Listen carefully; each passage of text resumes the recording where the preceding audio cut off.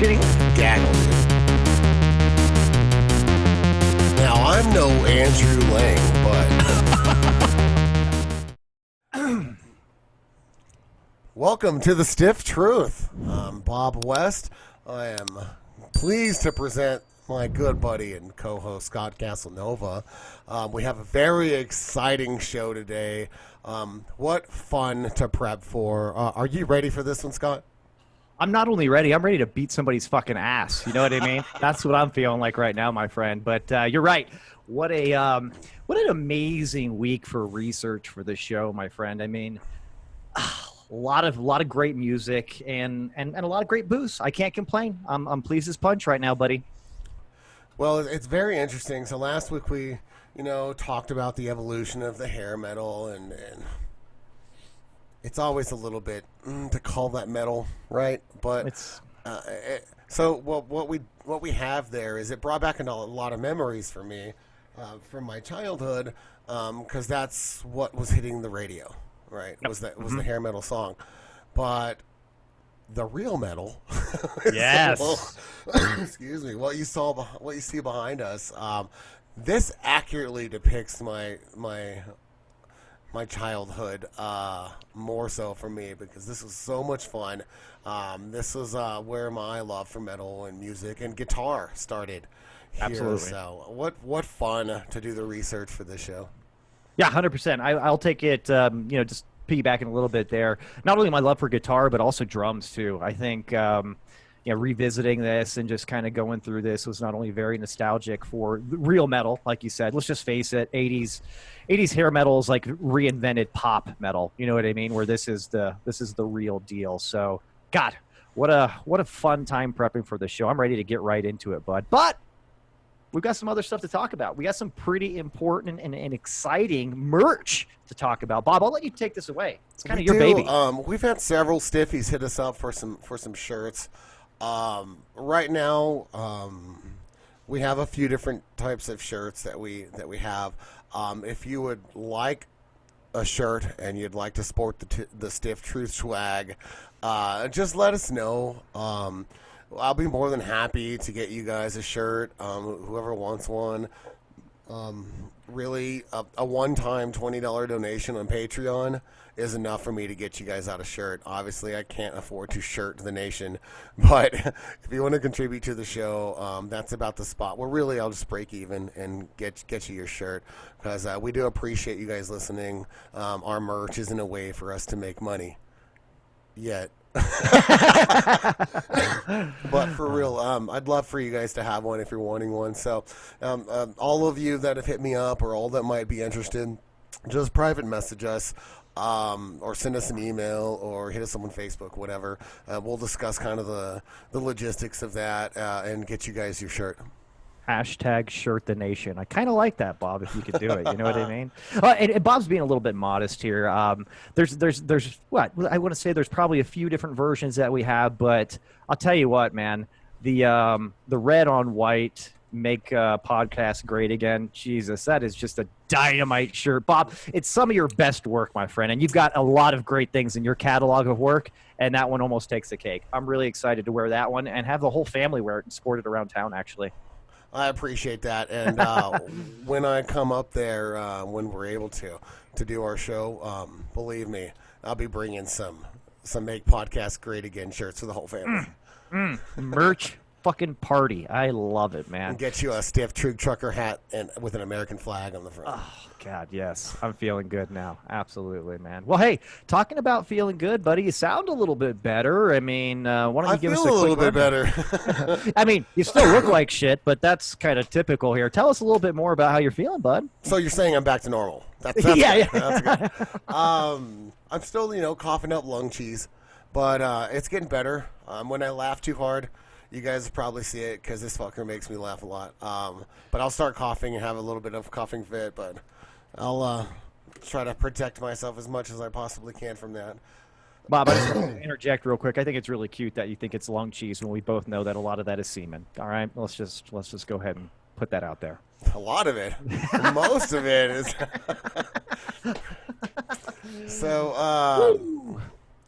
So yeah, things are getting better. I think by next week's show, I'll be back to 100%, back to where I can actually go, like get my cardio up and breathe hard again. And so Jess will appreciate that. But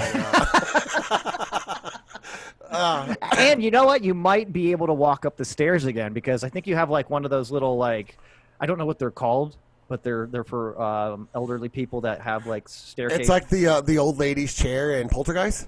Yeah.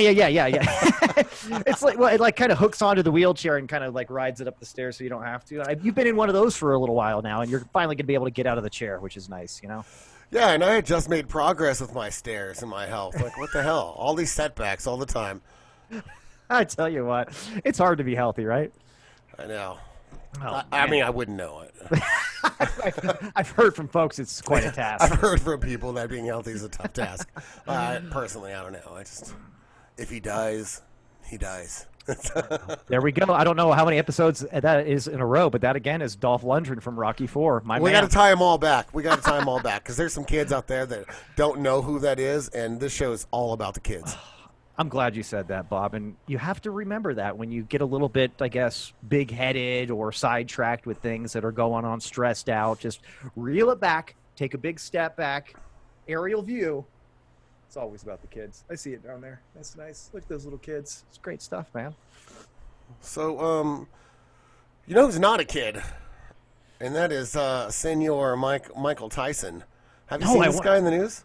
Yeah, I want to say he's like, what, 53, 54, something like that? I'm just kind of pulling that off the top of my head. But, man, I saw his I guess he's been hitting it ridiculous in the gym, and I saw that little training montage video that he put out. I'm sure you're referring to that, right? Yeah, a dude doesn't look like, he's a heavyweight world champ, but I will tell you this. I would not stand toe-to-toe with Mike Tyson and call him a pussy. No. I mean, I might snicker behind you, but I'd probably get, like, hurt as he hit you. It would go through me. Yeah, let's just face it. I mean, he's in his 50s or whatever, but god damn, dude. He looked electric, dude. He looked fired up. His moves looked really, really just dialed in. I wouldn't say, he's not going to get in the ring right now and take on a heavyweight champ that's half his age. I mean, obviously, unless he gets a very great first or second round. Let's face it, Mike Tyson's known for doing that, knocking out guys in 15 seconds and shit like that. So there's a possibility he could surprise a youngster, right?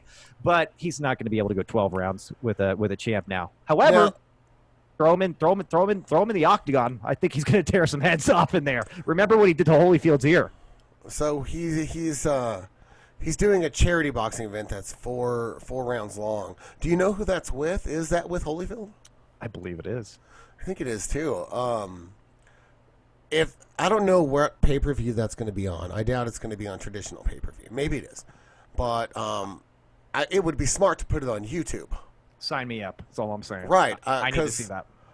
I think we should have a stiffy event to where we kind of all gather around and have our paid-for watch party and just kind of all sit there and talk shit, for 4 rounds and watch us go down. Because that's going the distance.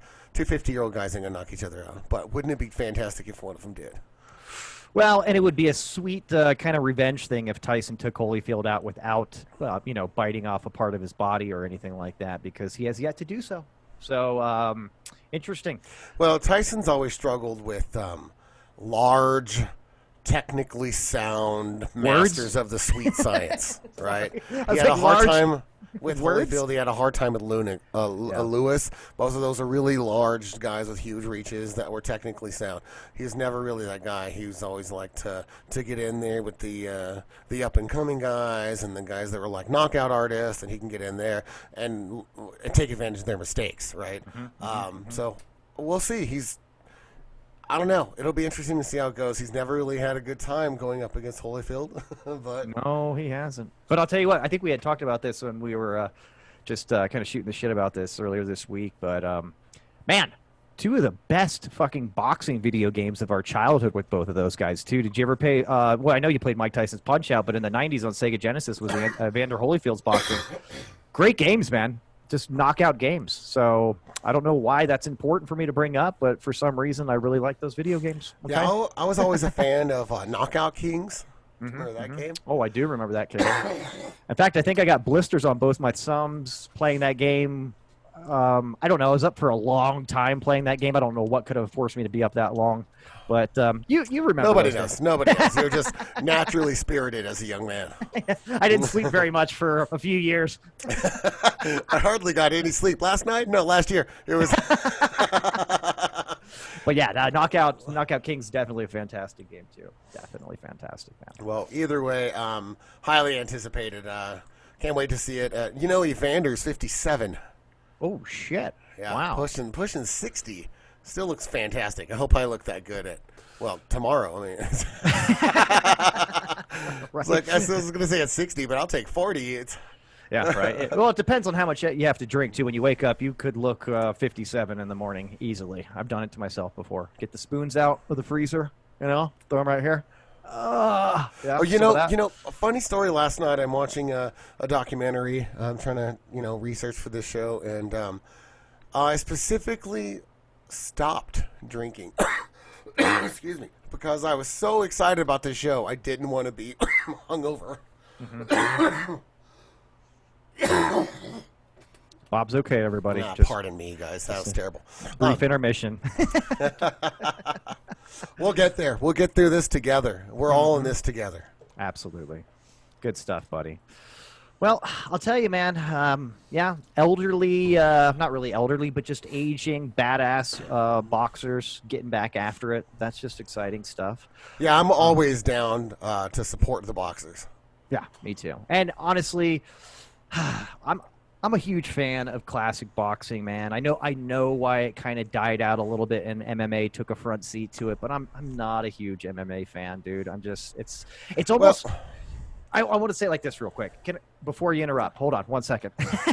No, but what I wanted to say is the reason I think boxing died out is the reason why I think MMA can be kind of boring. When they get on the ground and they're just like hugging each other for about 20 minutes, like occasionally punching. It's the same thing when boxers used to not really want to fight and they would just start hugging each other too, and they'd have to keep breaking them up and keep hugging each other. This is so fucking boring, man. And I think that initially kind of killed the luster for boxing for a lot of people, and they moved to MMA because MMA was actually pretty excited when it started. It was pretty exciting when it started. There wasn't as much just straight grappling, and now it's kind of like it's exciting, then they get on the ground, and then I kind of lose a little bit of interest.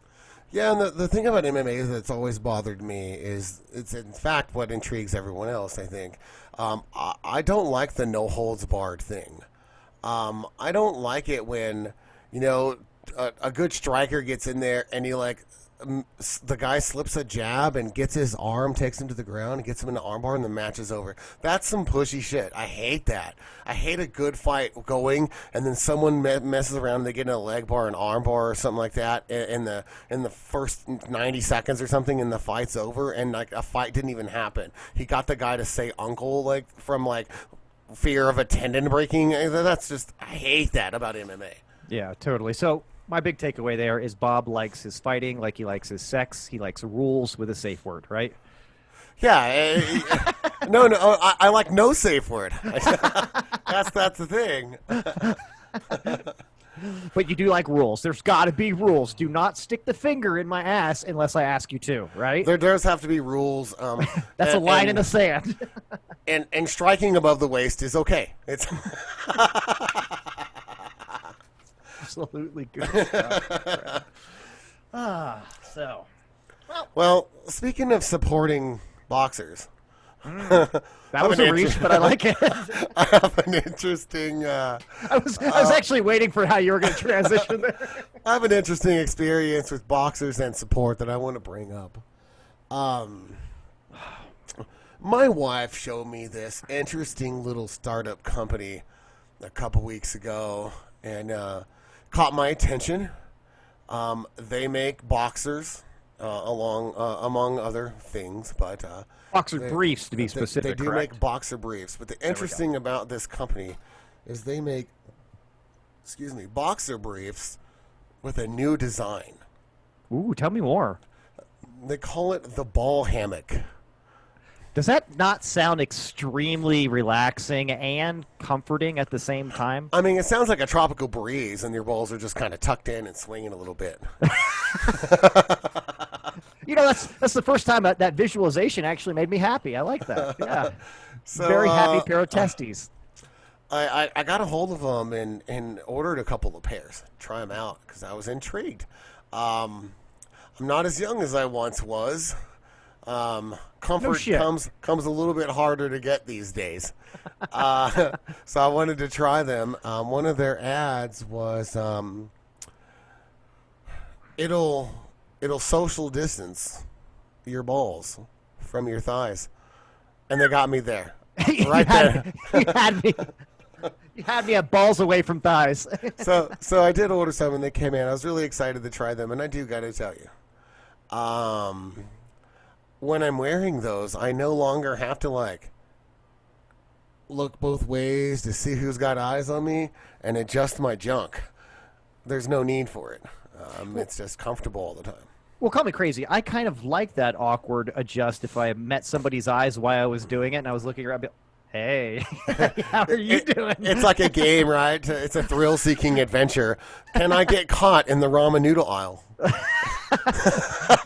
Does it look like I'm sticking a steak down my pants, or am I just playing with myself? I don't know. The verdict's out. How does it look, security guy on camera zone B?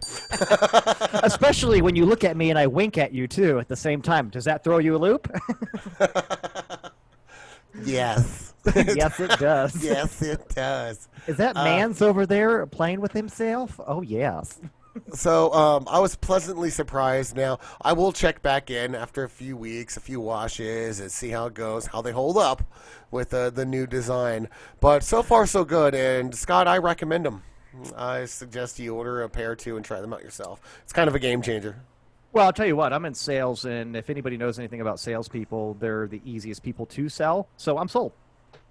Good. I'm going to get some. Good. I like what you're doing there, too, Bob, because just like balls themselves, let's see if they stand the test of time, right? They're nice and perky, and they're great when you're a teenager, right? But as you know, they start to do unpredictable things and stick to things and hang down a little bit lower than you like sometimes. So I'm interested to see if the underwear can just hold their integrity, right? So let's see how this underwear holds up after 3 kids and a second mortgage. Is that what you're saying? Yes. 100%. Well, maybe a bout of depression too, and some alcoholism. Yes, absolutely. If you guys are wondering, since I actually haven't mentioned the name of this company, the company is actually called Shinesty.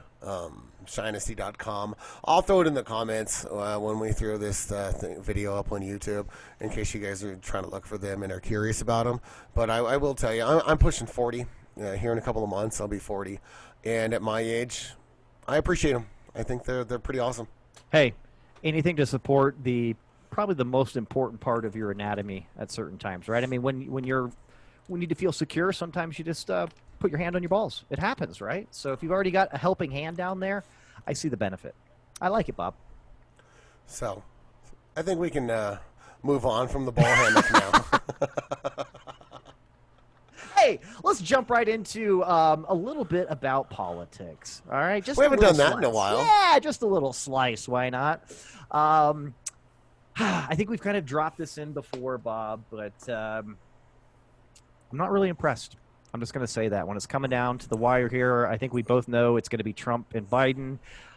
I'm not really impressed, man. Again, we've talked about it before. We're picking the least worst of.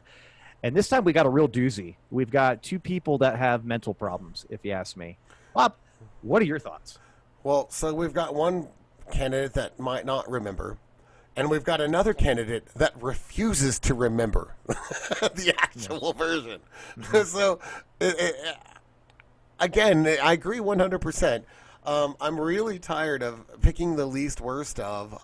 If there's any more cause to believe in not having a 2-party system in America, is to look at the candidates that we've gotten for the last decade when people are running. There's just no one out there. It's just all establishment-based candidates. There were so many better candidates than Biden, but overall, demographically, they weren't going to ride in the middle, all right, and be a viable candidate against Trump. Hold on a minute. Pete might ride. You know what I mean? He might ride good. He So he definitely might ride in the middle. I don't know. I yeah. don't know where he resides in that, but He might go skiing if you know what I'm saying. who knows? I'll ask Mike Pence what his thoughts Oh, Pensy, we love you, baby. We love you, Mikey. are. Just kidding. We don't Allegedly. really.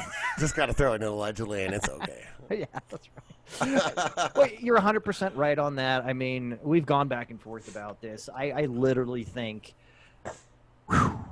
besides maybe Michael Bloomberg fucked him. Besides him, I think anybody else that was on the stage for the debates probably would have been a better candidate than Joe Biden.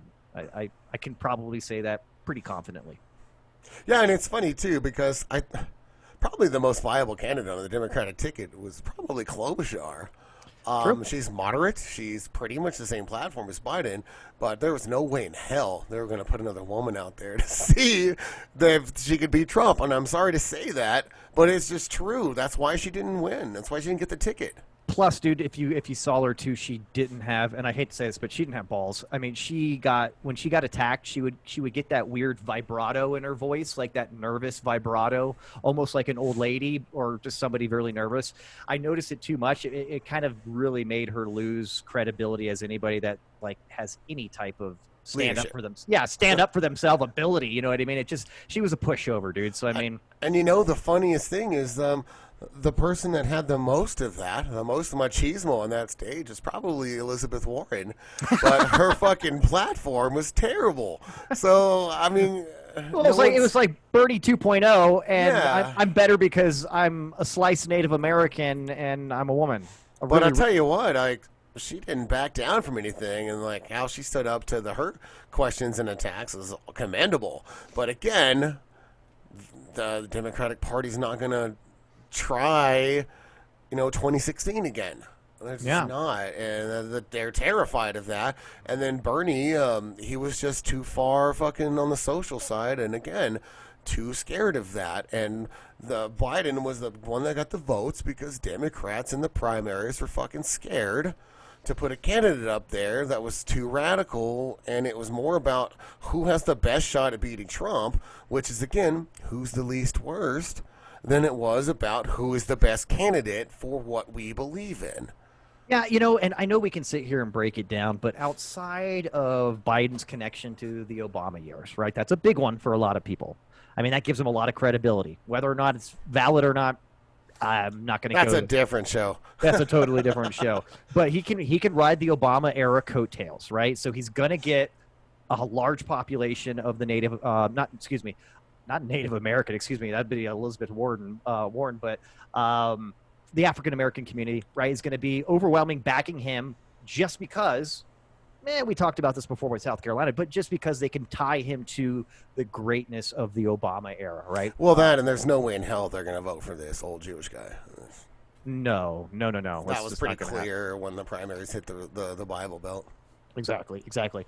But beyond that, and I guess I don't know how I can sit here with a straight face and call Joe Biden relatable to anybody, but his relatability to the union workers and some of the blue collar workers, especially in his state of Pennsylvania, I guess gives him a little bit more credibility. But who is sitting there at the DNC thinking, yeah, Joe Biden, he's our fucking winner, guys. Trust me. Well, Tom Perez. Yeah, I know. I was being kind of it was rhetorical. Oh, my bad. Yeah.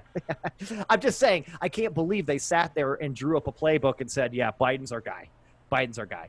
And yet they're scared to let him do like unscripted interviews, right? And stuff like that, unscripted town hall meetings, because he goes off the fucking rails. He doesn't know what he's saying. He can't put together fucking full sentences. Which is ironic because that's like Trump's biggest problem is unscripted interviews. That's why he's at the podium all the time fucking reading with his cadence. He never looks up because he doesn't want to like mess up his read. But then he can't go off of the read because he'll fucking derail every time. Well, and I got to give Trump credit for this, though. Watching him over the last 4 years, the one thing that he's gotten much better at is speaking, speaking in general. Like I watch him now, especially when he does some more of his heartfelt kind of prepared speeches and everything. Even those used to be all over the place, right?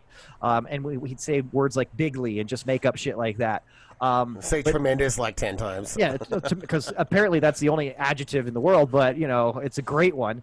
But now he's much more calm when he reads. He articulates a little bit better. He's got a little bit better looking of a demeanor in general. But goddamn, you get a female reporter that throws him a fucking curveball, and here comes Trumpy. Like right out of the gates again. It's his kryptonite, and he has gotten better. I mean, he's no Mike Pence, but he has gotten better. And what we mean by that, Stiffies, is he's no Mike Pence, like meaning Trump is not gay, and he's also not as refined and stoic and just way more presentable. I mean, I don't have any facts to check on that, so I'll just allegedly. Allegedly, I don't know what happened in the dossier. I don't know. I didn't read it. But we do know it was a dirty dossier. We do know that. That was fucking stupid, but I loved it. Oh my goodness. Well, what do you? Any more about these guys? I think we beat it up. Yeah, I mean, let me ask you this. One more question here. One more question here. What do you think about the first debate that they're going to have? And I want you just to give me your prediction. Who's going to come out on top on the first one, and why? Just throwing it out there. I think each base is going to claim victory. Because Trump's gonna spin and get childish. And let's cut. Base is gonna be like, got him. And he's gonna. Let's cut through all that bullshit, though. Let's cut through all that bullshit. Your opinion of what's going to happen outside of the rhetoric from both party bases. Who do you think takes it and why? I think it's gonna be very hard for Trump to win just a straight up factual debate with Biden. He's been doing it for 50 years. Okay. I think that's just gonna be tough. I mean, Joe Biden invented the debate. Obviously, right after he got done helping the Wright brothers, dial in their first plane, right? I get it. Plus, he's going to eradicate COVID like he eradicated smallpox. I'm sorry to always bring it back to that, but that's fucking funny. Yeah, it is really funny. God, boy, he's responsible. I forgot about him inventing really the political system as it is, if you really think about it. Here's what I think, though. I think this. If it goes completely scripted and they don't go too far off that, I can see Biden kind of getting the edge on him a little bit, right? Here's the caveat, though. I think he's got more ammo. Well, okay. Anyways, here's what I think is going to happen, though. Trump, which he can do very well, and I got to give him credit for this, is going to push Biden's buttons and get him to go on his weird fumbling tirades where he can't put words together, and Trump's going to run with that. He did it. He didn't do it to Hillary. He tried, and he got under her skin. I think that could be the only thing that would happen that would make it a landslide. Oh, Trump destroyed him. But it's going to be Biden that destroys himself, not Trump destroying him with his words, right? But I think he's going to poke at him, and he might just get that ice to crack. And if that happens, it's kind of like get the popcorn out and watch Biden just kind of fumble around. So interesting. Well, it could go both ways though, because if Trump gets unscripted, quit talking about Mike Pence, okay? if they both go off script, they're going to have problems, and the problem is debates these days are never on script. Well, it's interesting. It'll be very interesting. Another instance for a watch party there. Definitely. I think sit down and talk shit. Yeah, we're gonna watch the first debate, and every time, here's what we're gonna do. Every time Trump says "tremendous," we're gonna take a shot, right? Or yeah. I work, man. And every time Joe Biden spits out a sentence fragment and it doesn't make any sense, we'll take a shot too. It'll be fun. We'll go back and forth. What if he says, like, every time Joe Biden mentions Obama? Ooh, yes. That's a good one. Or that every time he takes credit for something Obama did. Or how about every time Trump mentions Obama and every time he blames him for something? We'll just have the Obama shots, and then we'll just be super tanked in like 10 minutes. Yeah, I'll probably need to have an IV of saline or something. So mental note: get some activated charcoal and a saline hookup because you're gonna need it. Oh man! Well, I'll tell you what, we're not getting any younger here either, Bob. You know what I mean? No, I feel it every day, man. Yeah. It's tough. Well, here's what I've noticed, man. I've had to really, really, as I'm getting older, step up my cardio routine more than anything, right? I'm not really looking to fucking get all swolled out anymore. That was a long time ago. But I definitely want my heart to keep pumping, and I want to be able to breathe, and I like that. That excites me. So what I do is I basically do cardio to party, right? What about you? Do you have like an exercise regimen that equals the amount of drinks that you intend on endeavoring in that day, or maybe a certain meal? You're like, you know what? I'm gonna go to Chili's tonight, so I better get in like 2.5 miles. Yeah.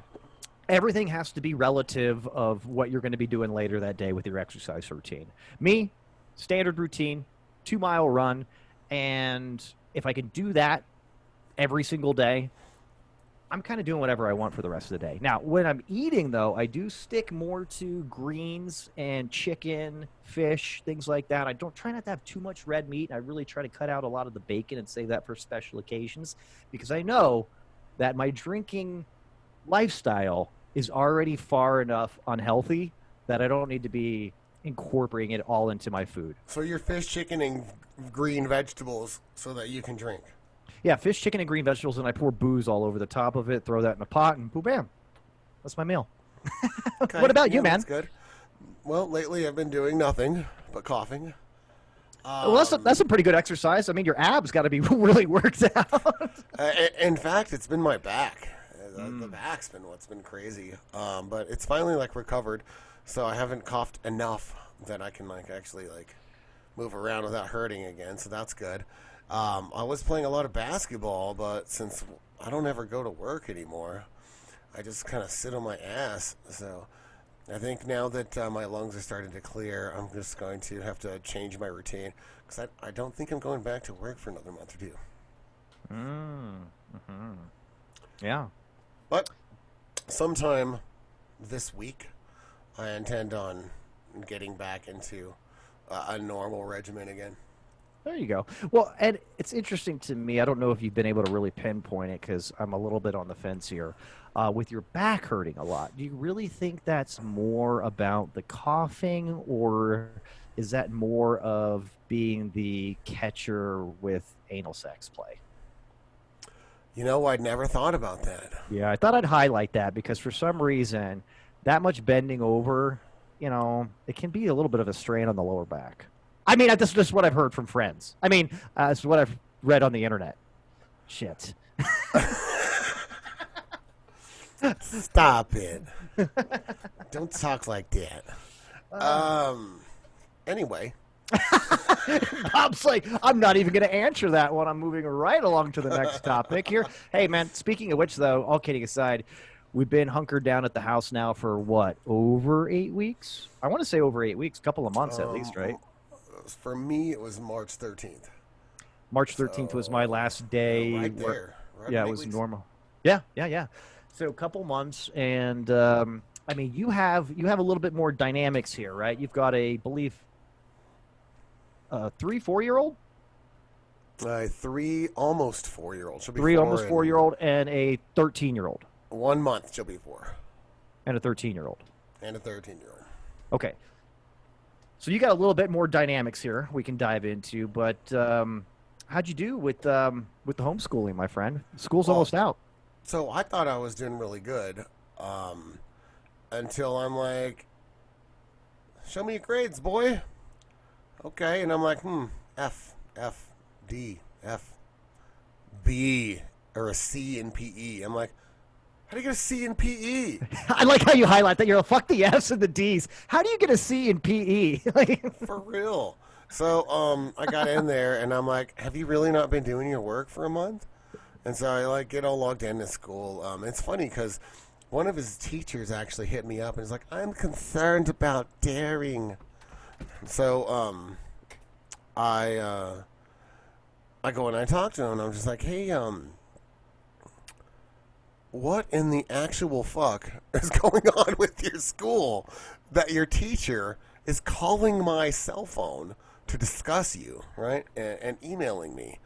Well, what do you mean? I'm like, well, well, What do you mean? She let's said go, did that. What do you mean? right? Let's go check out your grades. And then I was like, so you've just been pretending for the last month to go log into school and then go get on your Xbox? No, I've been doing my work. And I'm like, well, you haven't done anything this whole quarter. Oh, well, I thought it was last quarter and they just haven't assigned me anything. And I'm like, yeah, I don't believe that. Yeah, now you're full of shit, kid. So anyway, for the last 2 weeks, I've been making him get after it. Turn in all of his assignments, beg and plead with teachers, try to get makeup done, everything. And his last day was Friday, and he successfully got all of his grades up to all A's and B's. Well, see, that wasn't that hard now, was it, son? Right? Did you give him that one? It just took me leading him by the damn hand for him to do anything. But, yeah, that's a teenager for you, right? Yeah, and, for any aspiring parents out there, the way Bob led in after he heard the news with, hey, kid, what in the actual fuck? It's the best way to lead it. It's definitely not going to put them on guard or have them clam up or any way. That's how you handle business right there, Bob. So take note because, as we know, it's all about the kids, Bob. It is. So we went from flunking out of school to honor roll, so we did okay there. But and just say no, he is an honor roll student, so I don't normally have to worry about his grades. So to see him trying to just like brush this over, I really think he thought that the school was optional or like it didn't count or wasn't going to count. As soon as the pandemic came, he's like, well, school's like totally like, if I really feel like it, I can pay attention or not. Or I can use this as an excuse not to do my work. Well, at the pandemic. Well, and I told him too, I was like, you don't want to repeat 7th grade, buddy. Your birthday's already in November. So you're like one of the older kids in school as it is. Yeah. So you don't want to be the guy in like 9th grade that's driving everyone around, pulling out cigarettes for everyone. Yeah, with a full mustache. Right. We all knew those guys. Well, I didn't know. You didn't know that you could flunk 7th grade and have to repeat? Anyway. So, yeah, it's been kind of rough, but we got through it, and I'm sure I've had it a little bit easier than some since he has that online curriculum, and I just log in and kind of keep track and be that Nazi overlord for him to do his work. A lot of parents are having to actually, like, teach their kids core math and shit. Well, I'll tell you what, flipping the script here a little bit, I have not done a very good job of parenting because my wife has been doing everything. So God bless Jamie. But she's been doing just what you're saying. She's been doing an amazing job with my daughter. And I mean, literally every morning we got a blackboard upstairs where it's got like an agenda of what she does, very much just like how she did at school. We should start having her run our meetings. Yeah. Really dialed in. I mean, even stuff carved out for not only curriculum, but also just arts and crafts, also recess and things like that. It's been really impressive. And her last official day is Tuesday. And, it's kind of a shitty situation for her to start her schooling career because she's in kindergarten with this nasty COVID nonsense. But silver lining, she has the best mom in the world that's really been able to pick up and I think do just as good or a better job than the teachers of her kindergarten class. So she's stoked. She just got her little we got an email last week telling us her teacher for 1st grade and all this good stuff, and it's cool, man. But I mean, beyond that though, I mean, we got summer here around the corner for the kids, right? I mean, what are you guys going to be doing? It doesn't sound like we're going to be going to a lot of fucking water parks and, jerking each other off this time, which is unfortunate. There's always the fall, buddy. We actually bought a pool, and I've been dressing up the backyard and trying to get it more pleasant to stay in, hanging solar lights, hanging shades and gardening, and now we got a pool coming next week. So nothing major, but something that'll, I'm a big guy. It'll come up to like my knee. Sure. See, what I was envisioning before you got into any details about the pools, like we got a pool in the backyard, and then I just see Bob in like one of those 3-foot pools, just taking up the whole thing, just like where your arms are even like on the ground. The little blow up pool where it's like spilling out from my leg, sitting on the end. But you've got like almost like an umbrella hat on, all cheesy, passed out with like a bottle of Jack Daniels in your hand. He's like, yeah, summer was great. The kids are having a great time. Just like the sick, like Jack Daniel sunburn from the bottle being on my chest. It's like, it says Jack Daniels backwards and shit. A little bit of vomit coming down your chin and your chest, you know. Yeah, good time for summer, man. Yeah, this is how we do it. Yeah, we've been trying to like get it to where the kids will enjoy it the best we possibly can, because I don't anticipate really any social gathering places opening up for quite some time. I mean, we did reopen most of New Mexico to some extent last Friday, Saturday. I think it started Saturday. So where most retail places are open in most counties, but they're open at 25% capacity. So, you know, people are outside at their little counters, making sure that they only have X amount of people in the store, so you have to wait in your social distance line and all that, which is fine, whatever. So I waited and went to the liquor store for the first time in 2 months. Hey, now. It was incredible, I've got to say. Everyone's doing actually really well. The governor said everyone needed masks, so everyone's wearing their masks pretty much. Everyone was doing their thing. We're actually able to go to stores, so yeah, things are getting better, but I doubt a public pool is going to be open anytime soon. Yeah, and that really sucks, man. My daughter loved. There's a community pool in South Denver here that we even did her birthday party at last year, dude. We went there like every weekend. Beyond that, You just buy the pass.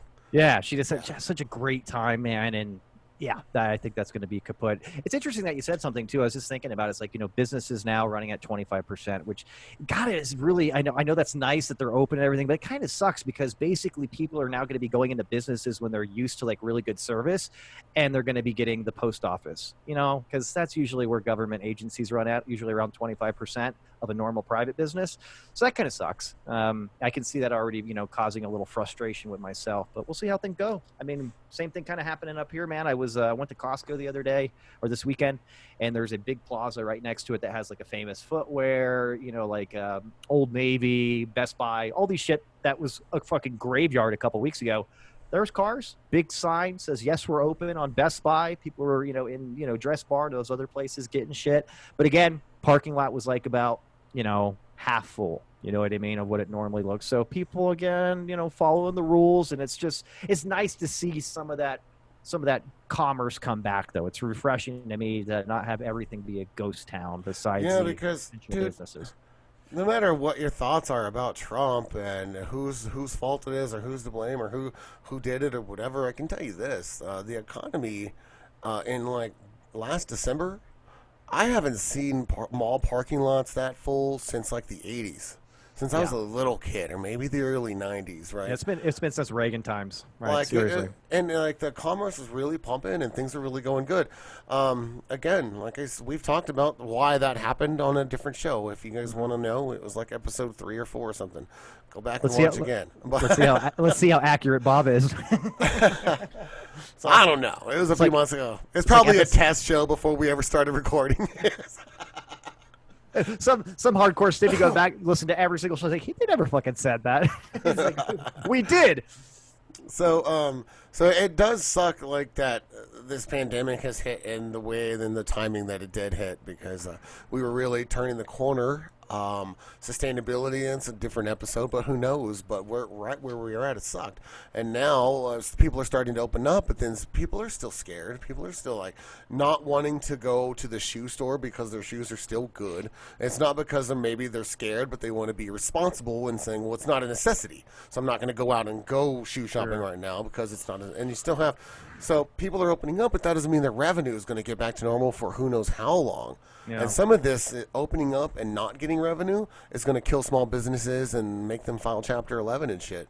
So, I don't know. It's very tough. It's a double-edged sword, and whether we should even be open right now. But, I mean, we don't have a fucking Scrooge McDuck vault of coins to keep everyone at home.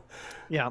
Well, and the other thing is I'm going to go ahead, if it's okay with you, I'm going to put the brakes on this conversation. We're going to save it because I think we can go down a rabbit hole here. So instead of it being a double-edged sword, let's change that into a double-edged or double-sided, double-edged penis, and let's just move on. Maybe we should move on to a double dose of drinks. Ooh.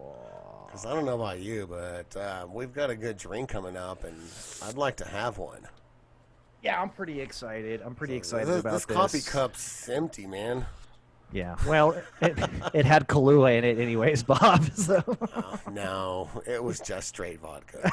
Here, I don't fucking pussyfoot around it. Wasn't even coffee. Here, I don't have time for liqueurs. I'm not Mike Pence. All right, I was hair of the dogging it with just this full bottle of vodka in my cup. No, I wasn't, but I could use a drink. I mean, it's 1 o'clock. Yeah, it's time. That's time. It's time to go get a drink. We're going to come back and get into some 80s thrash metal. So we'll see you in a bit. Well, I just want you to know that it's all about the kids. It's always about the kids. Zip truth, the zip truth, the zip truth, the zip truth, the zip truth, the zip truth, the zip truth.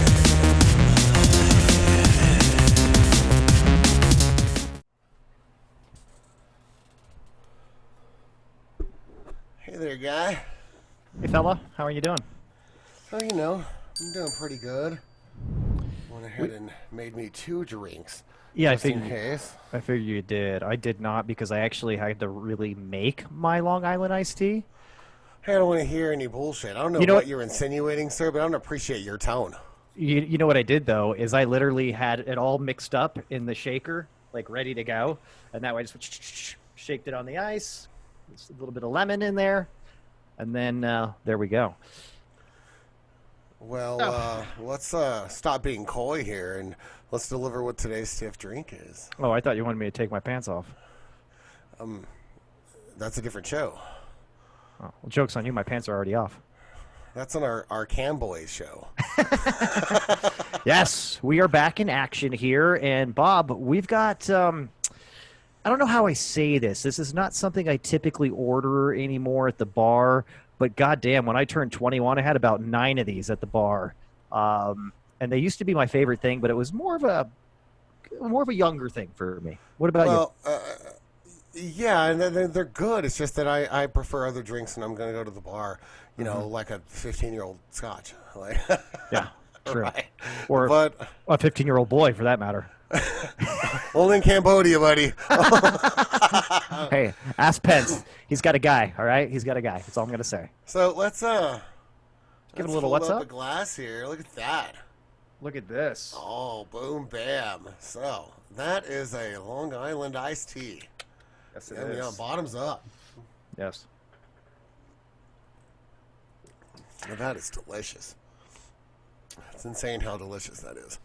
You know, it's really odd to me what is in this fucking thing, and it still does taste like a iced tea. Let's just face it, right? Because here's how I made mine. I've got, it says 5 ounces, but I did an ounce of each just because I'm, you know, a drunk. But an ounce of tequila, an ounce of gin, an ounce of vodka, and an ounce of white light rum, Bacardi rum. Those 4 things, and then also a little bit more than everything else, a little bit of sour mix, and then splash it off with, I don't know, probably about an ounce of cola, too, whatever it takes to hit the top of the rim. And that right there, the cola is what gives it the tea color, right? Yeah, and just that little bit of edge off of the sour bite, too, to make it sweet. And my God, it is refreshing. Now, they do pack quite a fucking punch, I'll tell you that right now. They can be dangerous, Bob. Yeah, I went ahead and just put... I think it's 3 ounces of total booze in mine, so mine's a little less strong than yours. But I got 2. That's okay. I have 1 today, but I've got a surprise for you when we get there, okay? This is a family show, Scott. Ah, fuck. No, it's not. Wait, what? Wait, what? Wait, what? What? Well, Bob, not too much data here or anything, but as we both already know, let's get into some aggressive music. What do you think, bud? Huh? Yeah, I'm into that. After last week's show, I need it. So, like I said, the last few days have just been pretty awesome. And even my son is like, "What you listen to? What's that? What's that? That's pretty cool. What is that?" And so it's been nice just kind of jam out. And the more I jam out, the more I remember, this is my shit right here. Yep. I don't get to listen to this so much anymore because I have my wife and kids around. So I can't just thrash out and speed metal up like I used to. But it did like really ring home when I was just going through all these old bands. Like, oh yeah, I used to be fucking cool once. Can you imagine that? Can you imagine? Can't. I know my son can't. Oh man, I'll tell you what, man. No, and you're right. This was actually the most fun I've had, not just researching for the show, but it was revisiting. It was revisiting childhood for real. Like we talked about before, reaching back and remembering the glam stuff it was fun. But let's face it too. When I was doing listening, it was a little painful too. It was a little bit painful. I was like, this is not really good music right now that I'm listening to. But the video is cool. The chick's really hot. Okay, I'm with that, right? But it wasn't about the music. It was a downer actually. And then fresh breath of air, or maybe better with thrash metal, just a nice punch to the fucking gut with some real fucking music, man. I mean, I think probably one of the things I want to start with here too is just what I think kind of separates thrash metal in general from 70s metal and from the hairband metal, but the crunch, baby, right? The crunchy guitar. If you weren't fucking triple picking and palm muting the fuck out of your loud ass fucking distorted guitar, then you weren't playing thrash metal, my friend. So that to me was one of the biggest things about it, just differentiating it from the other shit. And also too, welcome in that other bass drum, my friend. Yes, right? Fucking hey, the double bass is fucking live and front and center, and that is the other thing that I think really just gets the fucking adrenaline going when you're listening to a good thrash song, and then it just fucking kicks in the double bass and that fucking palm muted fucking triple picking. Feel it in your chest. Oh, dude, and I've had multiple times. I told you about this offline, but just jamming. I'm going around, jamming fucking old Slayer, old Metallica, old Anthrax, old Overkill, old Exodus, Suicidal Tendencies. I'm in the car. There's been numerous times at a stoplight, and for some reason this really annoys me, Bob, but when I see douchebags wearing their face mask in their car with the windows rolled up, dude, so there's been a couple times where I wanted to get out and just start beating the shit out of their car window. Hey, you fucking idiot! That doesn't do anything. You're retarded. And you know what you can do? You can pick out the people that are making this fear of coronavirus like the worst, and it's the people driving around in their car with their masks on. Honestly, for real. Before I even finish getting into my car, it's gone, dude. Man, I'm a husky fella. So especially when it's 90 degrees outside and I'm unloading groceries in a fucking face mask, I'm sweating balls by the time, and I feel bad because I'm in the store with my hot ass breath on my face, just starting to sweat, and then I'm like, how many people are gonna see me thinking, does that dude have a fever? Oh shit! No, I'm just fat, guys. It's okay. Yeah, but there had been multiple times, and I almost feel like those people piss me off. But there's been normal, just everyday people walking around when I'm listening to thrash metal a lot. I do want to get out and just drop a flying elbow on their head and then pick them up and say, "Hey, dude, it's not you. It's cool. It's cool. Wrong place, wrong time. I'm just super fired up right now." Is there a certain demographic of dude that makes you want to do that, or just anyone? Is it soccer dad? That you're rolls up and you're he's in his Pacifica and you're like, I just want to pull you out and punch you in the face. You know what? You're kind of hitting the nail on the head there. It's more of when I see that stereotypical Costco dad. You know what I'm talking about, right? Wearing the fanny socks and Tiva guy. Yeah, so that's right. The Dockers, the Docker shorts, the fanny pack. That guy. Yeah, I've wanted to smash him a couple of times in the past few days. How about when you're listening to this music? Is that? Well, yeah, when I'm listening to his music, it's dangerous. You got to get me out of the way. But enough about me and my anger issues. Let's get back to the music, Bob. Let's talk about this here. You did a lot of research here. I did a decent amount of research as well. We got to go over here kind of the big four, right? And I would even stretch it and say there's a big 5 or 6 if you really want to get down to technicalities and start splitting hairs here. But I'm just going to come out and say it right out of the gate. The people that made thrash where it is, kind of paved the way, Metallica. Definitely very pivotal. But going back a little bit too, even like what I didn't, and I failed to mention this, Stibbies, and I apologize. Bob apologizes all over the floor too. I'm just going to go ahead and apologize for you. There was a couple of key bands. One really notably that was kind of the godfather and just a big common love for the band Venom, which we really didn't get into that second wave of British metal, right? That included bands like Iron Maiden and stuff like that as well. But these were the people that were actually very proud to have satanic imagery, like the pentagram and stuff like that, and start doing evil stuff. They were a fan favorite of all the guys that started thrash. But Metallica was huge, man. And I'm also staying on the West Coast of things because there's definitely a couple different things that we're going to talk about here. Slayer, Exodus, also huge players too. Bob, give me your take on those three. And the funny thing about all those guys is they are all friends and they all party together. They all played at the same clubs. They were all the same music. And I agree. I mean, I never knew until I was doing this because I'd heard that Kirk Hammett came from Exodus. Okay. Mm-hmm. Well, I didn't know until I was really digging into that, but that James also sang for Exodus before Metallica when they were just kids, and I couldn't believe that. I was just like, wow, so there's so much of a tie there, and I'd really never paid attention to Exodus much until I started researching all this, years later, and then that whole retrospective, point of view, I can go back and be like, oh shit, yeah, you could definitely hear that a lot of these bands are the same slice, just the slice. Metallica's just the slice Exodus, but nobody knows what the fuck we're talking about right now. And Exodus, Exodus had a credo that they went by was no fucking ballads, right? In fact, they toured years later after their lead singer had died from a stroke in 2002. And they still are playing today. And they still say no fucking ballads, right? Because they're all about speed metal. They're all about thrash metal. And the Metallica coming on the scene really, and once Kill 'Em All came out, there was the Bound by Blood from Exodus also came out. Two of the biggest albums in the history and the pantheon of thrash metal, right? That's like two of the origin albums of what we have today. And the thing about the love for the music is those guys changed how a guitar is played. Absolutely. Right. And so and it was all about the music. It wasn't about the chicks. It wasn't about the scene. It wasn't about the party. And that might speak to something as to why that music still exists today. Whereas the hair metal's gone. Yeah, you have a really good point there. In fact, I'll take it a step farther, and you know this too. I mean, really, the only band from the thrash era to make a decent amount of money commercially is going to be Metallica, and a little bit of their later years, right before they really started getting really, really big.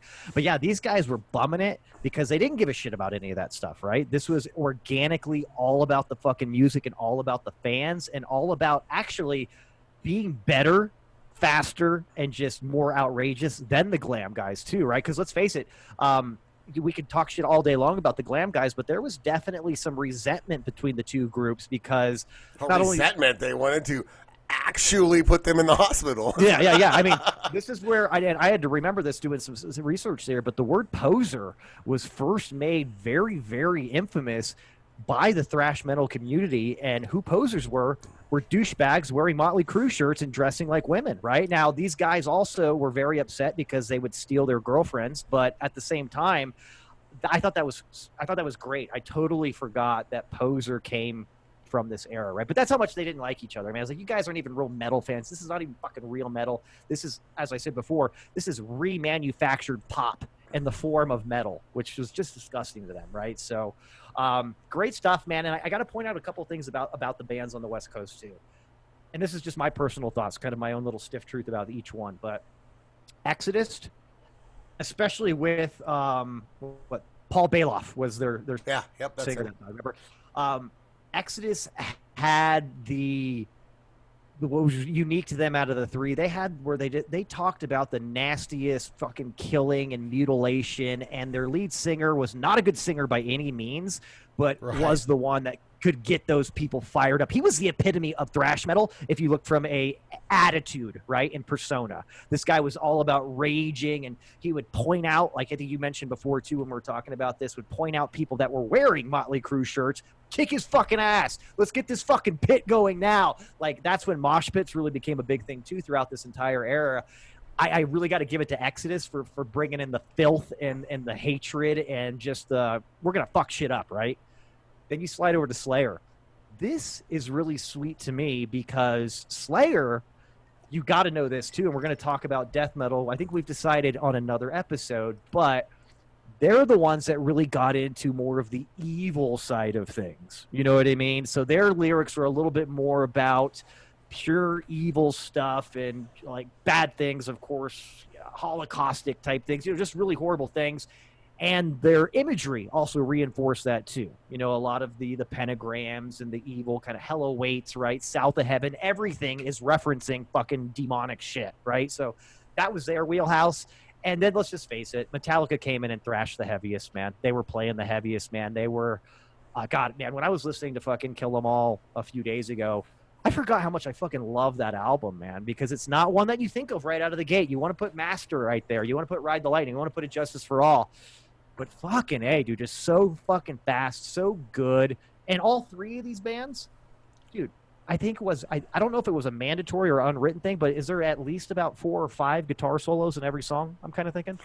Yeah, like most of the guitar, most of the song is solo. And the interesting thing about the thrash genre as it was starting up in the early 80s is they started mixing it up, whereas the rhythm guitarist would keep thrashing and keep triple picking, right? And the drums would keep picking normal. Yep. But then the solo starts going amidst that. It wasn't this grand stop the show, spotlight on the guitar player, let's put some fucking cock in the air and thrust while I'm playing the solo like it was down south in California. No, I believe you get your ass beat if you did that. Right. Exactly. So, no, this was just some like everyone is still headbanging, and the lead guitarist might stop headbanging to bust out that solo. It might not. He might just do it while he's going to town. So that was interesting. A thing that I picked up on when I revisited. I was like, oh yeah, they just the solo kept going amidst the song, and everything still kept being wild and fast and heavy. It's fucking heavy metal, man. It really is. And the other thing I think that maybe not 100% unique, but what I really loved about old Slayer is they would do just like you're saying, but they had 2 amazing guitar players in Jeff Henneman and Kerry King. Jeff Henneman died, I believe, like about 6-7 years ago. But what I loved about those guys is they both could fucking shred like nobody's business. So when they got to the part of the song where it was time for multiple solos, Kerry King would bust in with one, and then when you think he's almost done, Henneman would come in with one on top of it and like overpower it, and then Kerry King would come on. You're like, holy shit! Are the solos and the shredding ever going to stop? It was something magic. It was something. Yeah, and that's why, like, we went to go see Slayer at what, 2002? I don't know. I've seen Slayer like 6 times or something like that. Well, there was 2 years they came here with Marilyn Manson, 2 years in a row. It's funny because it was both on my birthday, both years. Fantastic. Which is really interesting. I don't think that's a good lineup. I don't think they mesh well together. Well, it wasn't, but at the time, the evil associated with Marilyn Manson matched up pretty well. So I think it was more of a perception thing. But it was all about Slayer. None of us were there to see Marilyn Manson. Whatever. We could care less. That's for chicks. We're there to see Slayer, right? And even then, they rocked out so hard that you could tell from the carpal tunnel they had to have these tight leather wristbands from all their triple picking and fingering and these fast-ass guitar playing for the last 20 years that they were trying to stave off their physical body breaking down from how aggressive their guitar play was. And it's something to behold when you see that. And a lot of people, it's just noise, but you gotta like... First off, you gotta like metal, and you gotta like fucking distorted guitar in general. But then you gotta like these bass thumping, triple pick, heart pumping beats to enjoy that. And that's Slayer's probably the best heavy metal set I've ever seen performed live. Yeah, it's true. And we can both say that because unfortunately at that point in time you could not go see Metallica. You couldn't do it. Not for under $250. Well, and plus they had already at that point temporarily sold their souls to the commercial, music. So Yeah, no they one were would not want to go see them like play Load. yeah, kids. If you don't know, Metallica is probably one of the best bands in history and helped create thrash metal throughout the '80s. But from about 1995 to about 2009, just don't listen to any other shit. That's all I gotta say. No, you're spot on there. They went through a dark period.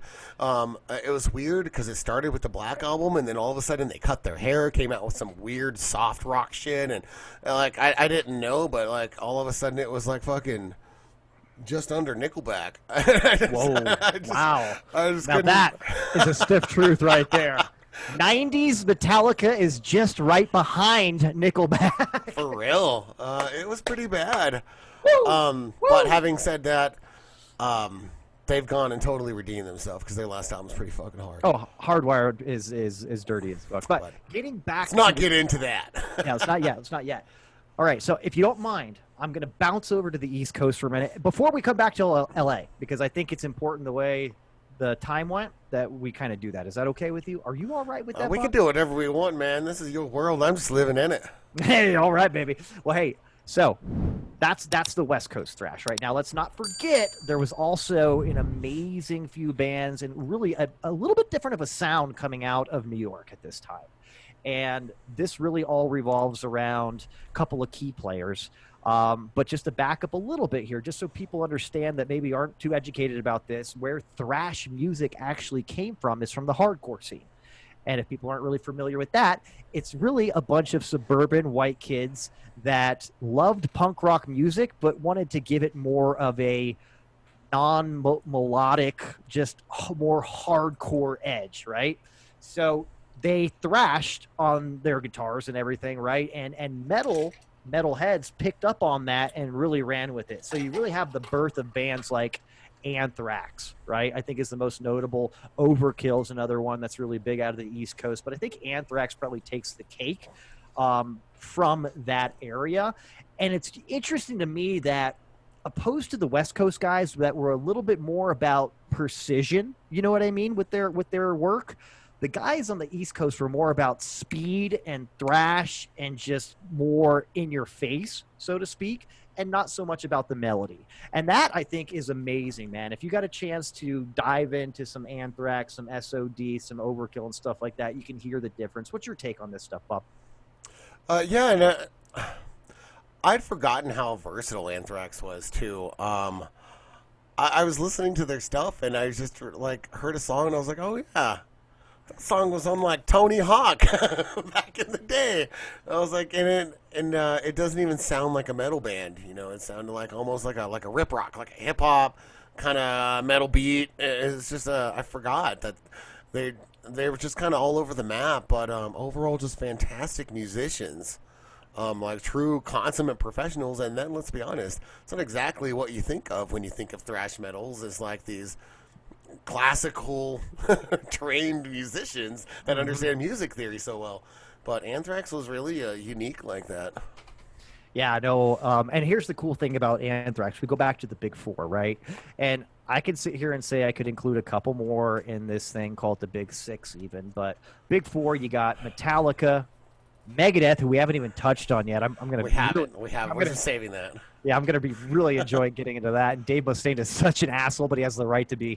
You got Metallica, Megadeth, Slayer, Anthrax, right? That's the big four, which is really interesting to me, too, because as I just kind of pointed out earlier, you got the heaviest one out of all of them that played the heaviest was Metallica. Let's just face it.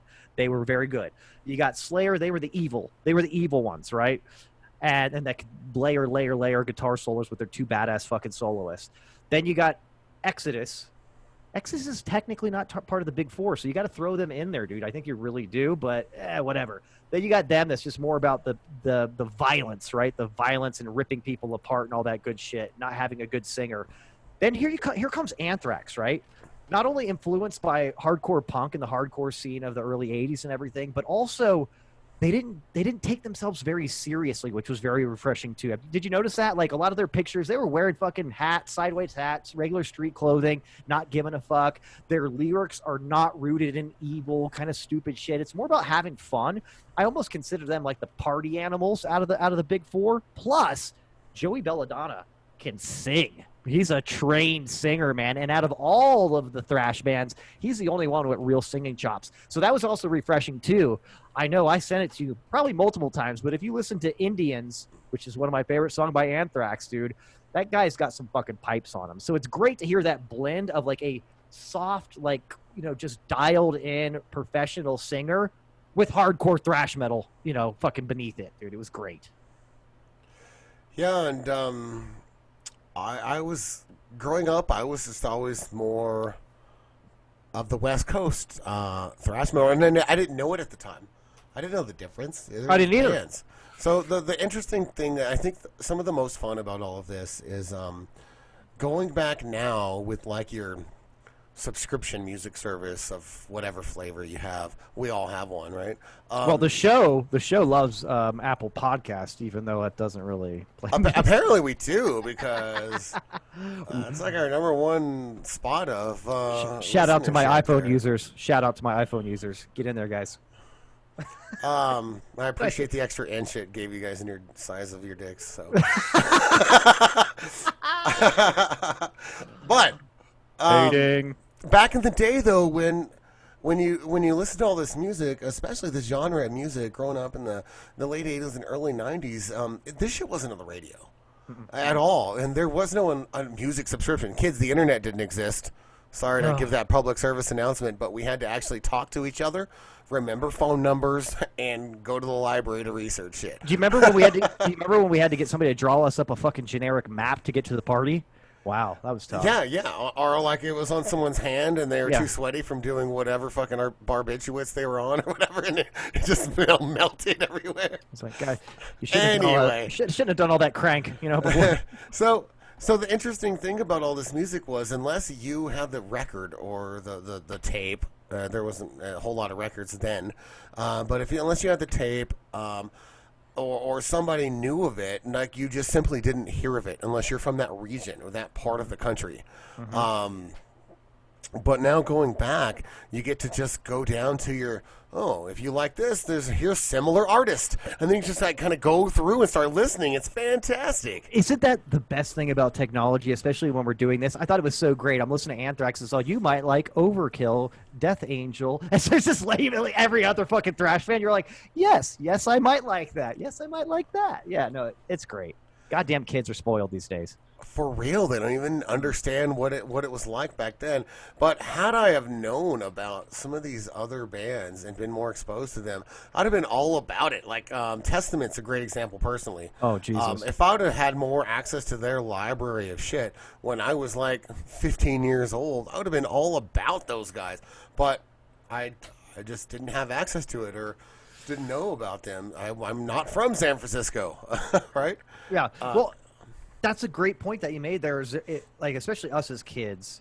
And I was blessed to have an older brother that was really into the scene on both sides of it, right? He was a hardcore punk rock fan. So he knew, as I told you like the other day, like SOD, which is, everybody knows, Stormtroopers of Death is literally a spin-off band from two original members of Anthrax, including Scott Ian, who's probably one of the best rhythms thrash players. But from SOD to like Anthrax, I was exposed to that. At the same time, I was listening to a lot of like Metallica, not as much Slayer for some reason. My brother really wasn't into that, but I got exposed to both. But yeah, dude, with the separation of like not being on MTV for a long time, I don't think they hit MTV until the later 80s and everything too, before these bands finally got exposure and everything.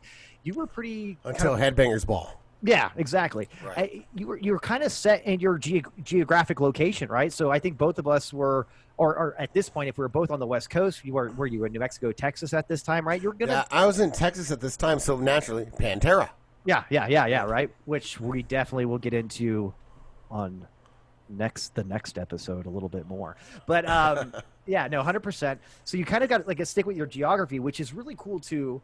about the Old Bridge Militia. I got to bring up these guys because this kind of bonded the East and West Coast thrash scenes, right? Because just so everybody knows, the Old Bridge Metal Militia is literally 15 or so hardcore headbanging heavy metal fanatics that basically had this big compound in New Jersey, Old Bridge, New Jersey, and would literally, anytime anybody from the West Coast was there, they were going there. Sometimes they'd party there for weeks on end because they were poor.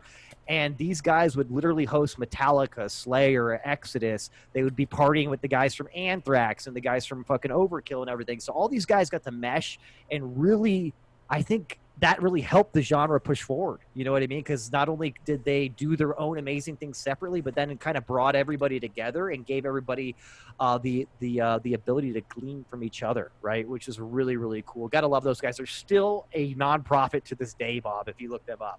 It's all about making sure people know metal is not dead and people love heavy metal music. Really fantastic outfit. Yeah, and even now, we are 40 years later. Like, that's insane. Because Metallica formed like 39 years ago. That's crazy. That's when this genre really started. Was about 1980. Metallica released their first actual like record label produced album in '83. So that's kind of when their commercial success with that album. And funny story, a lot of that came from European success. Because they started touring Europe with all of the Kill 'Em Germany, All. baby. Germany, yeah, baby. And they hit that scene and started blowing up, and then they started getting pushed more in America because of they're making money out there with their shows, and then that in turn blew up the scene for everybody else here in the States. Starting off, on the West Coast and the San Francisco scene, but overall the thrash metal scene, and it really brought everyone to the limelight. And then off of Metallica, I think it's time we have to mention the birth of Megadeath, right? We're going to get into this now? Let's do it. Dave Mustaine started off with Metallica. Badass guitar player. From what I understand, had some artistic and creative differences with James. Is that where that led? I'm just going to cut through the bullshit here. Mustaine's a total prick. But the thing is, dude, is he was kind of the driving force behind almost every good song on Kill 'Em All. Like, he wrote them, like he did. Like, so I think there was a pissing contest between him and James, and Dave lost. The irony is that James didn't really play commercially. He didn't play guitar at that point. No, and that's the other thing Mustaine will tell you too, is that the only reason why James Hetfield, and he again is like Scott Ian, he's another one of the best rhythm guitar players in thrash of all time, but he learned how to play his guitar and he learned the style from Dave Mustaine. And Dave Mustaine did this a few different times. I will go ahead and go as far to say that Dave Mustaine is probably the most musically talented thrash metal musician of all time. And I found out something weird while doing this research, was that a few of those thrash metal guitarists had lessons from Joe Satriani. How many fucking musicians and guitar players has Joe Satriani fed? So we talk football about coaching trees and how, Bill Parcells or Bill Belichick's underlings have gone to become success, and who's Joe Satriani might be one of the most influential musicians of the last 200 years. Dude, he's out there training thrash metal musicians. He's right after that he's touring with Deep Purple. You know what I mean? It's like, come on, dude, kicking ass, bro. Yeah, he's something else. But Megadeth, man, you got to understand too, and I know you do. I'm talking to everybody here, right? The royal we, right? But, I'm just another stiffy. We're all watching. Please drop the knowledge. Wait, now I just got super nervous that I know everybody's watching and listening. But no, all really, four of us. The big four. But the really cool thing about Megadeth and just Mustaine in general, I don't think we're ever really going to know why he was kicked out of the band. I heard before, which I think is total horseshit, that he was kicked out of the band because he was too much of an alcoholic. Now, credit Metallica at this time as their nickname was Alcoholica. So I don't really think that's the case. I think they all were a bunch of boozed out fucking retards at that time. So let's just scratch it off. But long story short, when he got booted and when Kurt Hammond got entered into Metallica, just like a big fuck you to Dave, he got sent packing back down to L.A. because you remember they moved up to San Francisco. Cliff Burton demanded it. Actually, he's like, we need to get the fuck out of here and go where the scene is. Right? Yeah, yep. That's where the scene was. But Dave Mustaine went down with a fucking huge chip on his shoulder and something to fucking prove. Just like Tom Brady in Tampa Bay. Something to fucking prove, right? But before he could barely play. Exactly. So Mustaine went out and he handpicked the best fucking musicians out there to be in his band Megadeth, right? And I'll tell you this. I heard this verbatim too. If you listen to old Megadeth, if you listen to P. Sales But Who's Buying, which is, God, one of the best albums out there, 1985 stuff, they are pretty much like the jazz band of thrash, meaning these guys are all fucking virtuoso fucking musicians, and you don't know what quite to expect from them, right? Because they can produce anything, and that's really the feel that you get from them. They're a little bit more, I don't know, I guess they're a little bit just more professional musicians than anybody out there, which is very, very interesting. Well, what I was watching today, this morning, in fact, was that when Dave Mustaine left Metallica and he started up Megadeth, he had such a chip on his shoulder to prove that he was better than Metallica. Oh, fuck that yeah. he wanted every song to be bigger, better, faster, harder than anything that Metallica was doing. And more intricate, right? Just better. Technically better, everything better. 100%. His whole fucking thing about Megadeth was that everything that they did needed to be a notch above what Metallica was doing. So, and in doing that, they are also one of the staples of fucking thrash metal and one of the godfathers. I'll tell you what, and I love Mustaine, dude. Again, he's such a fucking prick, dude. Not only did he just beat throat cancer, but he like kind of gave it a fuck you too, which I think is so Mustaine of him.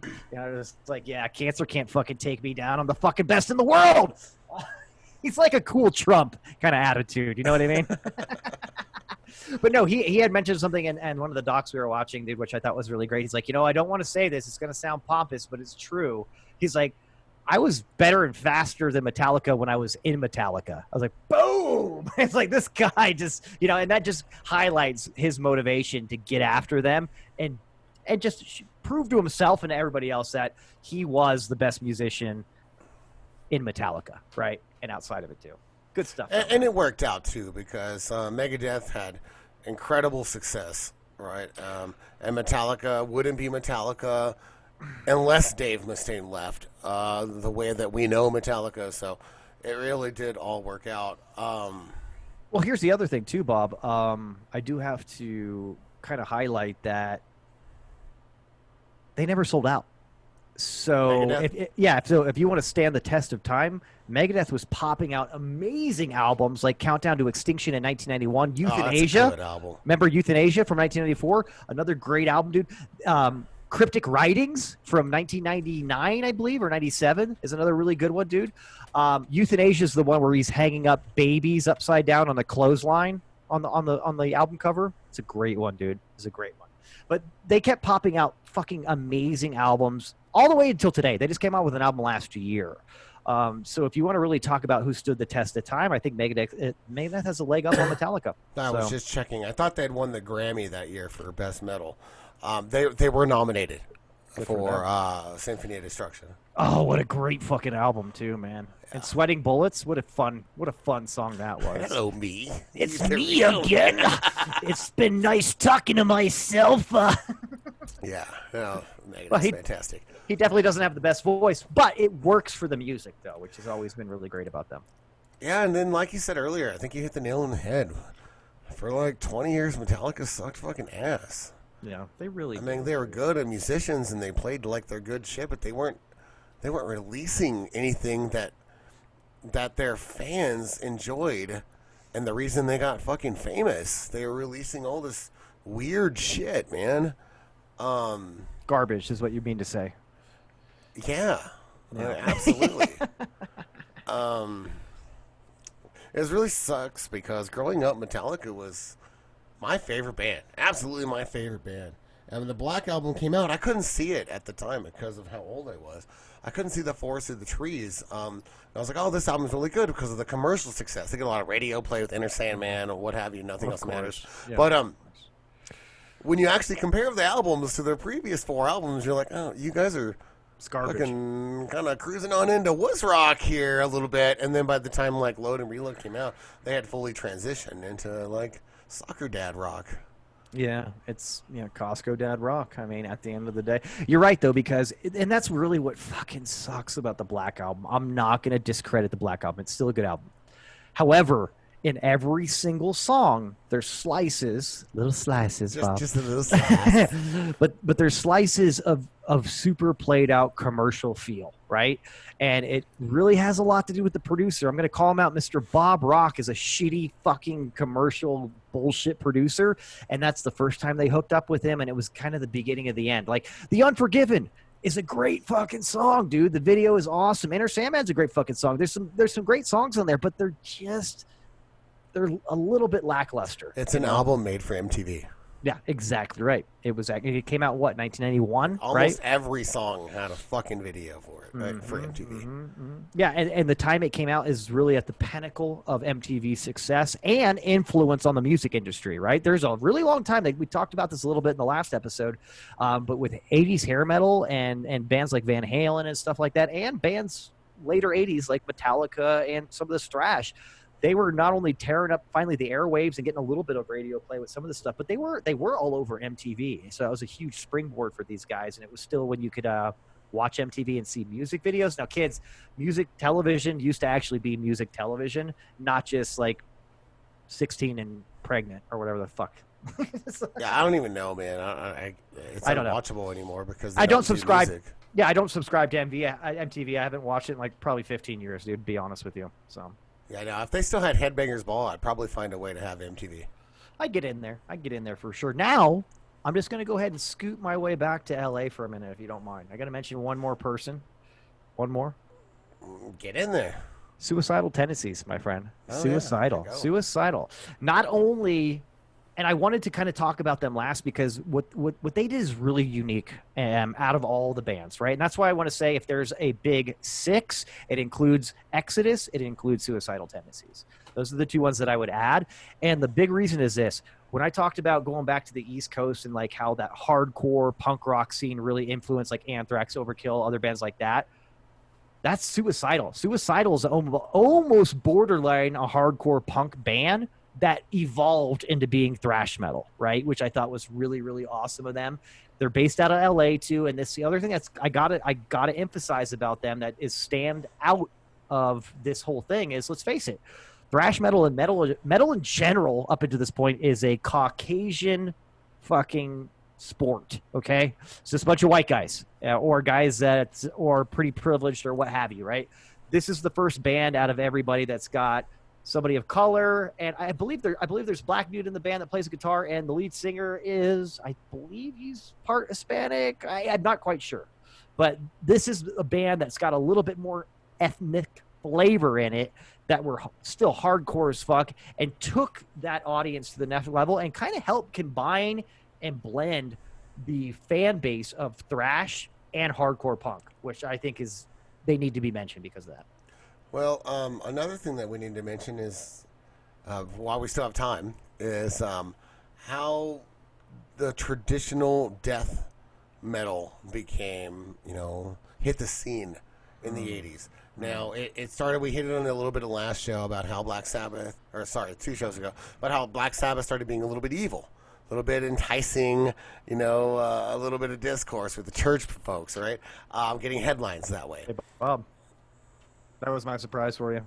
Oh, that is a nice surprise. I don't know if we can have that label on the show, but all right. we're fucked already out of the gate, guys. Here, I'll turn it around. Nobody can tell what that is. Go ahead. You got it, essay. Anyway, and they started kind of that evil vibe, right? But then when Possessed hit the scene, again with that kind of thrash metal, and they were in the second wave of thrash metal. So after Metallica and Exodus started getting, a little bit more success and notoriety, there came bands like Possessed, Testament, and out of those bands, Possessed was pretty much their whole story was we're gonna be fucking evil as shit. Everything we do is gonna be evil. I mean, Upside Down Cross is literally in our logo.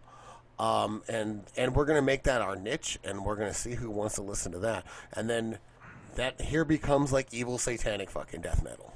You're absolutely right, and it's so funny. I think they were influenced by Slayer, but Slayer just dipped their toes in there, right? And Possessed just jumped in head first. So yeah, absolutely. I gotta say this. I had the unexpected and unknowing pleasure of seeing Possessed live 2 fucking months ago, dude. 2 fucking months ago. I had no idea. I think I've told you this before. Me and my brother Vinny, we went to San Francisco to see Mr. Bungle, Dave Patton, right? And he was doing a set of his first album, which is very thrash. And he had Dave Lombardo and Scott Ian playing guitar for him, which was so fucking awesome. But then this band opens up, and I'm like, who the fuck are these clowns? Okay, look pretty heavy. Dude comes in, and at first I have no idea if this is real or not because, again, I'm not used to this for metal shows, but lead singer comes out in a wheelchair. And I'm like, okay, is that like a stagehand? Is he like a prop guy? What's he doing? Is he a guitar tech? And he plugs in and starts fucking growling like a motherfucker and getting down, and these guys are just fucking coming, like, seriously, I couldn't hear when I got out of that show, which is not unusual for concerts, but they were fucking really loud, really fast, really heavy, really just guttural screaming. Who knew they were a 40-year-old band? Yeah, and I'm sitting there and I'm talking to my brother. I'm like, dude, who the fuck are these guys? These guys are insane. He's like, it's Possessed. They're a fucking 80s fucking, he said 80s death metal band. And I was like, oh. I was like, these guys look like they're fucking like in their late 30s, early 40s. I was like, they don't look old enough to be from the mid 80s, man. But goddamn, they fucking, and again, that's kind of the genesis of American death. And we can get into this more on the other episode, but the other bands too, still big players in the thrash scene, go over to Germany, right? You got bands like Creator. Oh my God. Like listening to some of that stuff, the real evil, the real kind of growling and shit like that was really taken into play. God bless the Germans. They're responsible for a lot of dirty, nasty things in their history, but the birth of death metal is definitely one of their positives. Including dirty, nasty metal. Yes, including some dirty, nasty metal, man. But you got bands like Creator, Destruction, and Sodom, right? They even had a big four from Germany. I can't remember the other band that was included, so please forgive me. But those three guys, dude, 3 different entities, those 3 bands were amazing. But you can tell the slice is a little bit different, man. Just a little slice. It's a little bit more slice of this is going to be coming out soon, more mainstream. You know what I mean? Like when I was doing the research, this was yesterday too, I really dipped into some Sodom and I dipped into some Creator. I was fucking blown away, and I think I even hit you up. I was like, dude, talk about the fucking birth of death metal. Jesus Christ. Listen to these fucking guys, right? So yeah, we've been having fun. Sorry to interrupt. We've been having fun sending messages back and forth for the last several days about, this band, check this out. Yeah, so, it's... Again, really fun research. It has been refreshing to finally get away from just sending each other dick pics. You know what I mean? Don't get me wrong. It's always going to be a big part of what we do, but it's nice that we can get a little bit more substance. This time when the dick pics has a pentagram on it, it's fucking sweet. We're having fun with the dick pics now. There's purpose behind them. Absolutely, man. But no, and this is where it gets really interesting here, because thrash again, kind of, and I'll say this with a little asterisk next to it too, is it was a short-lived genre in the sense of true American thrash at that time. But it kept going, dude. Let's not deny that. It did not get killed with grunge because, honestly, grunge is not metal, right? We talked about this, too. It's not fucking metal. It's distortion guitar, but there's no way it's metal. It's honestly, I'll argue it's more punk rock than metal. Way more punk rock than metal.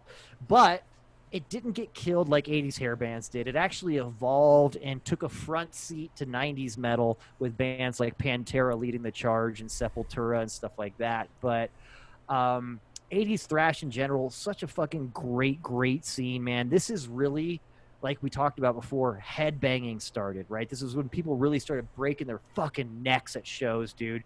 Moshing Yeah, you Brand ever new thing. headbanged so hard that you can't lift your head anymore? Have you ever Oh done yeah. that? Oh yeah. I've done that. Well, this is my wheelhouse. This is my youth. I used to do that all the time. I would listen to Injustice for All, even in high school, and I used to have really long hair then. So I would headbang like a motherfucker for hours when I was drinking, smoking, and the next day, like I couldn't even lift up my head, dude. Like you had to like hold your head up and lean Yeah. back because you Yeah. couldn't.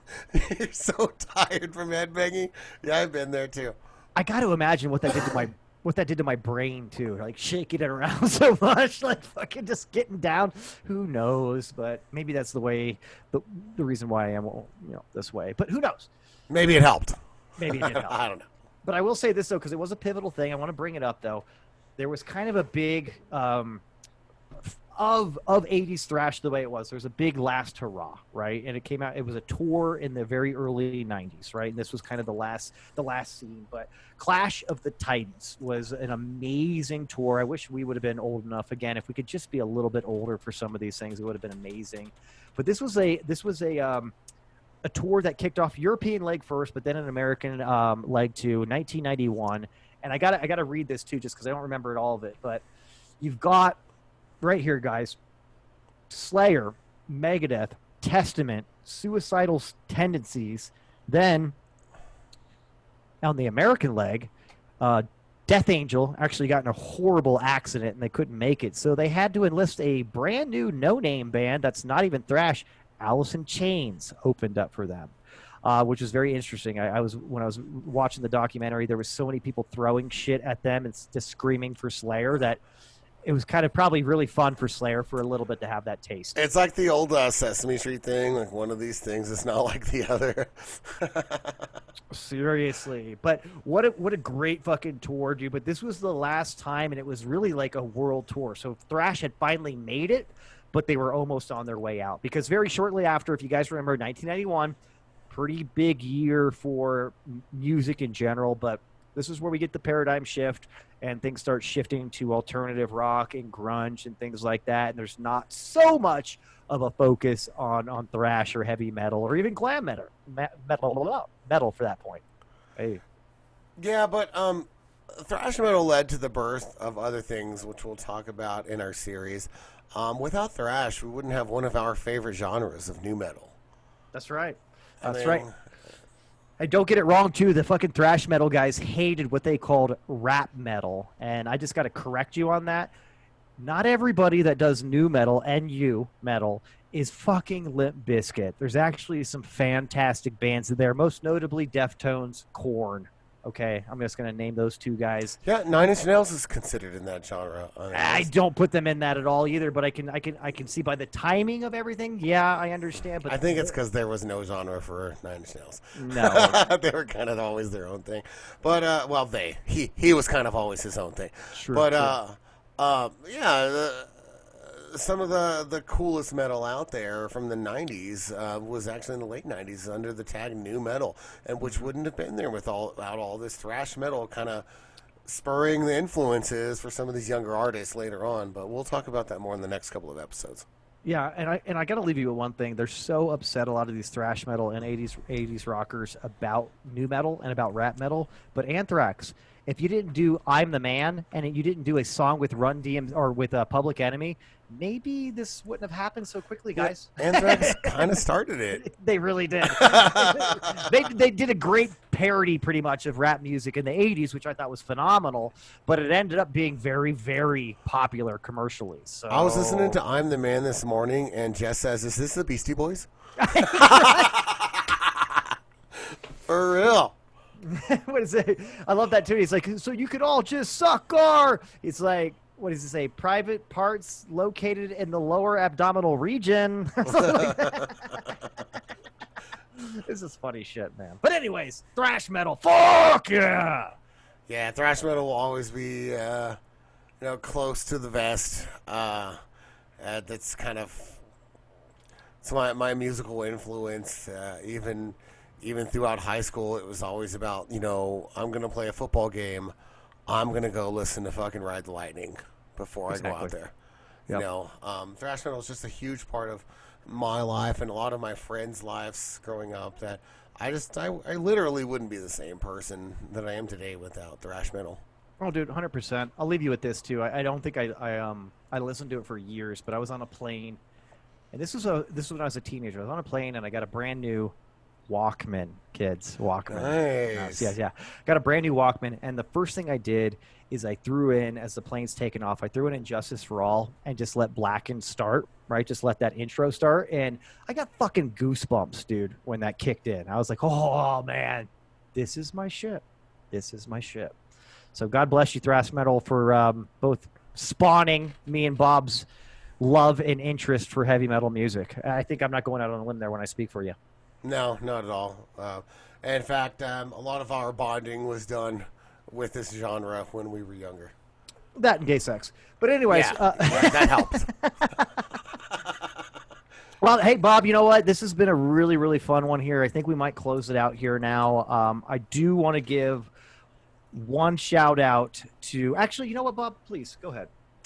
I want to give a shout out to a new contributing artist to the Stiff Truth. Enzo has so graciously decided to partake in a music endeavor with the Stiff Truth. And all the music that you hear from this week's show, no slight to ZV, but we do have another contributing artist, and we wanted to use some of this fantastic new content that was created just for us. So this is all produced and by Enzo and contributed to the show. So okay. Thank you, Enzo, for this fantastic music. You want to say anything about that? Or no, it's just great stuff, and that's ENZO, fuckos. So check it out. You can catch Enzo on SoundCloud, right? Absolutely, guys. So it's really awesome. I think you guys will love it. But other than that, I think we're going to wrap it up, Bob. Please, guys, if you like what you hear, you want to hear more, you want to keep hearing us improving the show, get in there, like, subscribe, follow on any of the podcast platforms. Or again, guys, we do have a show on YouTube where you can actually see our ugly mug. So check us out, get in there, ring the bell, subscribe that shit. But other than that, guys, it's been a blast. We're going to keep following up here and expand a little bit more about the evolution of heavy metal creeping into the 1990s. So get ready for that, guys. It's going to be a good time. Bob, do you got anything else you want to add, buddy? Just want to thank you to all the Stiffies for graciously lending us this last 90 minutes or so of your time, and we definitely appreciate you guys. We love you guys, and we'll see you next week. Stiff up. See ya.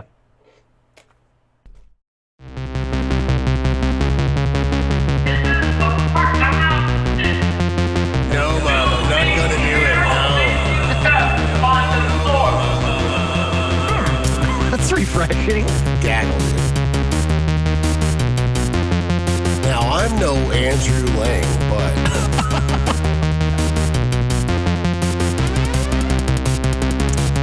I think you took it too far, Bob. Well, I just want you to know that it's all about the kids. It's always about the kids. Stiff truth, the stiff truth, the stiff truth, the stiff truth, the stiff truth, the stiff truth, the stiff truth.